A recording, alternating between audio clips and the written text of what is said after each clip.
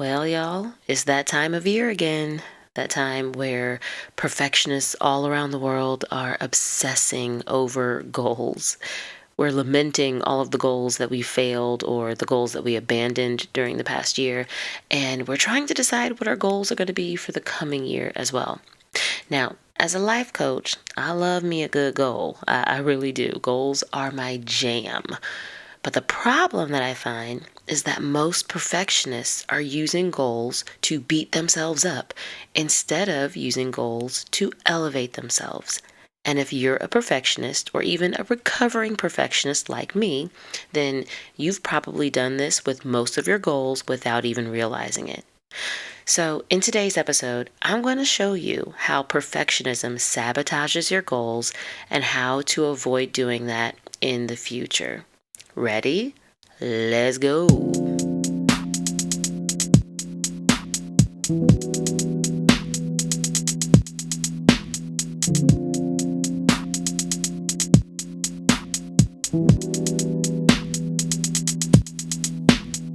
So, I'm going to start off by keeping it all the way real.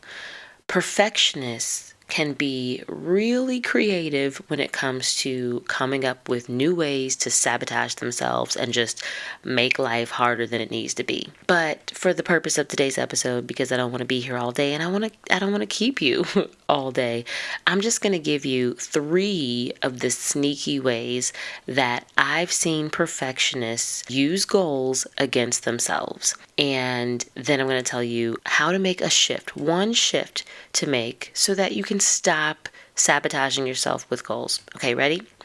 So the first way that perfectionists can use goals against themselves is by always defaulting to a pass-fail standard. So when it comes to evaluating how well you're doing with your goals, how much progress you've made, progress literally does not count in the pass-fail standard. The only thing that matters is whether or not you have completed the thing, completed the task, achieved the goal, reached the standard. And anything less than completion means failure. And that is a really tough standard to live up to because the real world and real life just does not work that way. There are so many circumstances and so many areas of our life where progress, getting part of the way there actually does matter. And it actually is a good thing. And if we were to only ever evaluate ourselves based on making 100%, then we would never be able to enjoy the good things in life. We would never be able to take credit for the things that we're able to do. And in general, we just would not be able to notice how far we've come. And that is absolutely one of the ways that perfectionists sabotage themselves when it comes to their goals, is using the pass-fail standard. Now, another thing that perfectionists do is setting super unrealistic goals. And I'm sure you saw this one coming, but I had to mention this because I see it all the time. And it's not just that perfectionists every now and then set unrealistic goals. It's that setting unrealistic goals is the default approach to the type of goal that perfectionists set. They set a lot of unrealistic goals at the same time, and they do this constantly over time. And then when you have this super unrealistic goal, the only way you know how to attack it is by overworking in order to achieve it. And let me tell you this, constantly overworking leads to chronic burnout. And guess what? When you're burnt out, you literally do not have the capacity to perform at your highest level of ability. And I'm going to say that again because the people in the back need to hear me. Lean in. When you are constantly setting unrealistic goals, you are setting yourself up for chronic burnout. And when you are in a state of burnout, your ability does not matter because you are limiting your capacity. So it doesn't matter how good you are. If you're only running on 3%, because that's all you got, 3% of a lot is going to be a little bit. You hear me?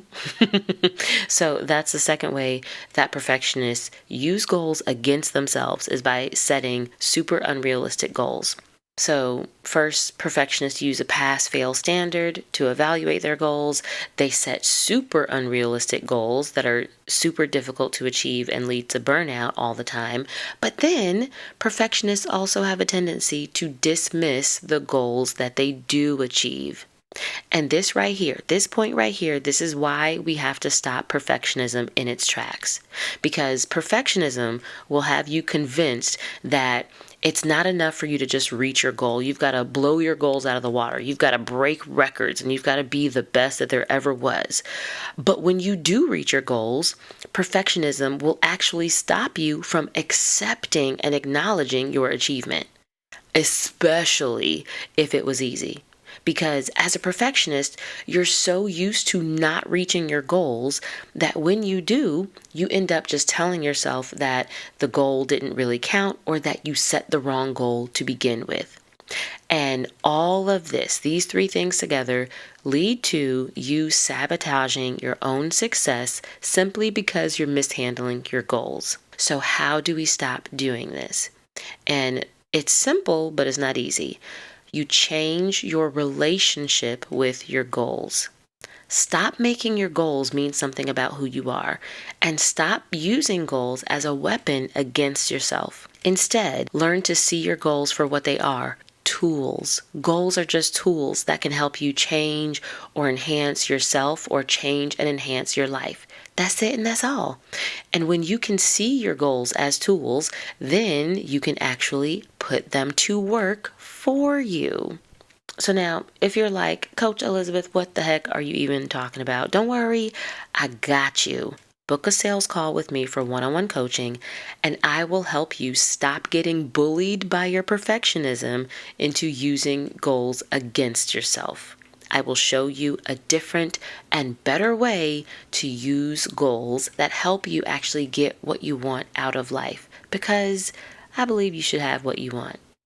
So the link to book a sales call with me is in the show notes. Go ahead and tap that link and get on my calendar. I cannot wait to help you start off 2025 using goals the right way. So that's all for this week. I will be back in your ears next week with another juicy episode. In the meantime, go set some goals and be kind to yourself as you work towards them. All right? Peace.